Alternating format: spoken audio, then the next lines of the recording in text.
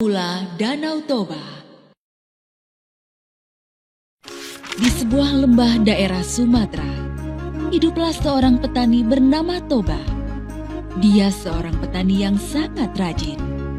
Namun sayang, hasil kebunnya tidak berhasil dan dia kelaparan. Karena lapar, maka Toba pergi memancing di sungai. Lama sekali dia menunggu hingga dia putus asa.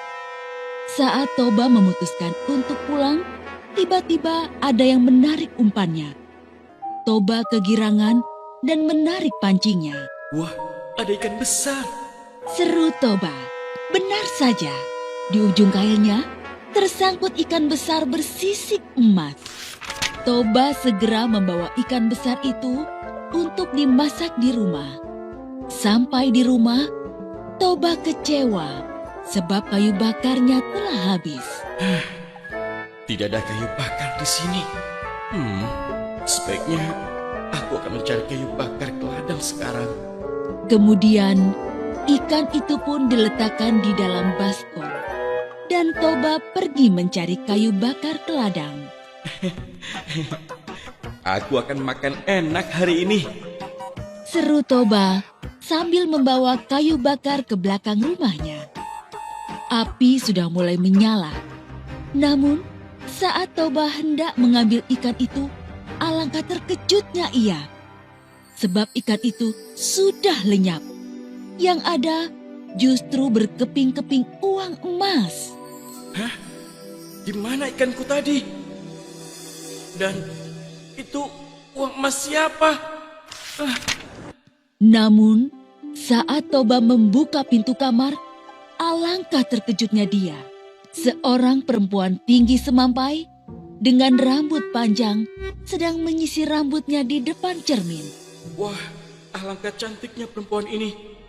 Hei, siapakah engkau ini? Tanya Toba. Perempuan itu membalikan badan dan Toba semakin terpesona. Belum pernah dia melihat perempuan secantik dia. Akulah penjelmaan ikan yang kamu tangkap tadi. Sementara keping uang emas tadi adalah sisik-sisikku. Toba terbengong-bengong. Perempuan itu pun tersenyum. Aku dikutuk oleh Dewata menjadi ikan. Tapi berkat engkau, kutukan itu hilang. Mari kita ke dapur, akan kumasakkan kamu makanan. Kamu pasti lapar. Toba hanya menurut ketika perempuan itu mengajaknya ke dapur. Dengan cekatan, perempuan itu segera menyiapkan makanan. Toba sangat takjub dengan kelihayan perempuan itu di dapur. Dia berkata dalam hati, Seandainya dia ini jadi istriku. rupanya si perempuan itu bisa membaca keinginan hati Toba. Aku mau jadi istrimu, tapi aku punya satu syarat. Kata perempuan itu setelah Toba selesai makan. Toba sangat terkejut mendengar perkataannya. Katakan, apa syaratnya? Jika kita menikah nanti, jangan pernah mengungkit asal mulaku sebagai seekor ikan. Aku tidak akan menanggung akibatnya jika kamu melanggarnya. Toba menyanggupinya. Baginya itu syarat yang mudah. Toba dan perempuan itu akhirnya menikah. Toba semakin bekerja keras di ladang untuk mencukupi kebutuhan mereka sehari-hari. Lalu istrinya mengandung. Toba sangat bahagia. Dia tidak sabar menunggu kelahiran anaknya. Tidak lama kemudian, seorang bayi laki-laki lahir. Toba memberinya nama Samosir. Samosir tumbuh menjadi anak yang sangat nakal dan pemalas. Kerjanya hanya main-main dan keluyuran. Toba masih berusaha bersabar dengan kelakuan Samosir. Jika Toba bekerja di ladang, Samosir tidak pernah mau mengantarkan makanan yang sudah dimasak istrinya. Akhirnya, istrinya sendiri yang mengantar makanan itu kepada Toba. Istriku, kamu jangan terlalu memanjakan anak kita, Samosir. Jika terus dimanjakan, dia malah jadi tambah nakal.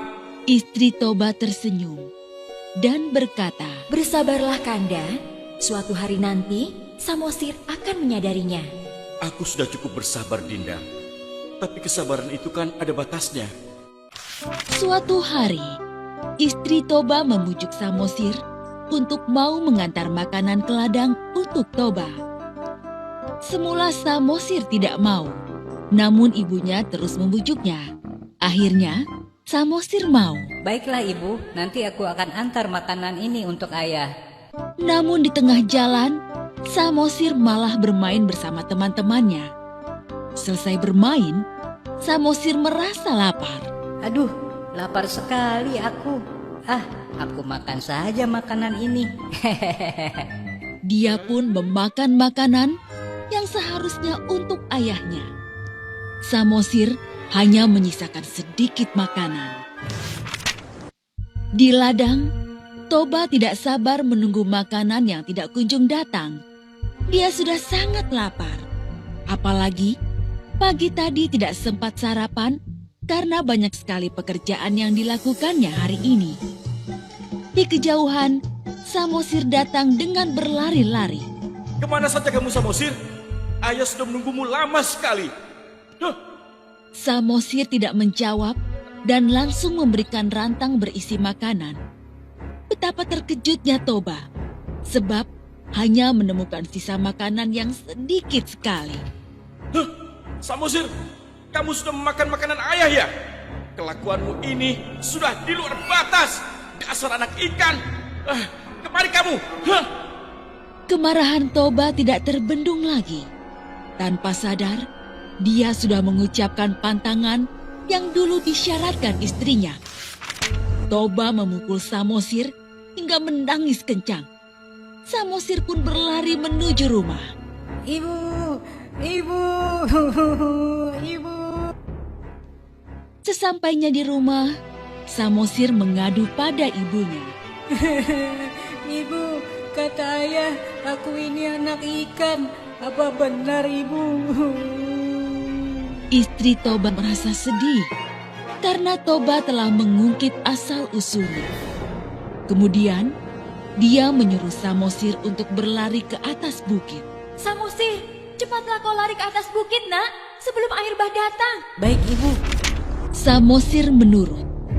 Maka, segeralah langit berwarna gelap dan petir menyambar-nyambar. Tiba-tiba, air bah muncul dari arah sungai. Istri Toba tiba-tiba meloncat ke dalam air bah dan seketika menjadi ikan kembali. Toba yang bekerja di ladang terkejut karena tiba-tiba air bah datang.